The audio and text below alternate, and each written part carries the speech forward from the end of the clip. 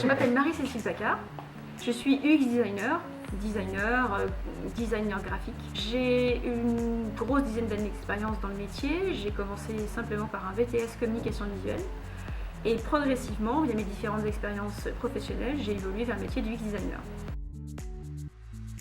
Le métier du UX designer revêt beaucoup de significations. Il y a les UX designers qui sont plus orientés émotionnels, design graphique. Il y en a d'autres qui sont plus focalisés sur les chiffres, parce que l'UX design, c'est aussi prévoir les usages à travers les chiffres et les habitudes.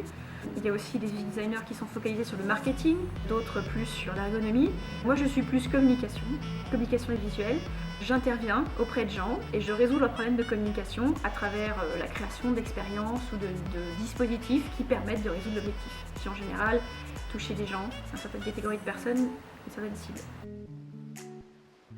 Pour être UX designer, les qualités requises, la première, je dirais que c'est l'empathie. C'est-à-dire c'est la capacité à se sortir de ses propres perceptions pour aller explorer la perception de quelqu'un d'autre. Sans ça, on ne peut pas faire de l'UX design, on ne peut pas designer l'expérience de quelqu'un. On a besoin de l'empathie pour analyser les besoins des clients, des gens. On a besoin aussi de flexibilité, je dirais, savoir sauter d'un sujet à un autre. Je ne sais pas si la créativité est vraiment essentielle, puisque ce n'est pas un métier créatif.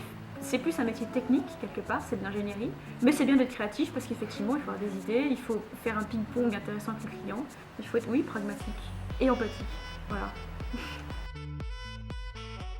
Non, c'est pas que sur le digital, le UX design. Le design, au sens large, qui est donc l'acte de concevoir quelque chose, touche absolument tout. On appelle ça le design d'interaction aussi, le UX design, c'est-à-dire comment les gens interagissent avec des interfaces homme-machine, certes, mais aussi des objets, des événements avec une voiture. Il y a des UX designers qui font de la recherche un peu partout, dans des lieux, dans des prisons, ou à des projets qui ont attrait par exemple à le fonctionnement des entreprises ou l'inclusion des nouveaux employés.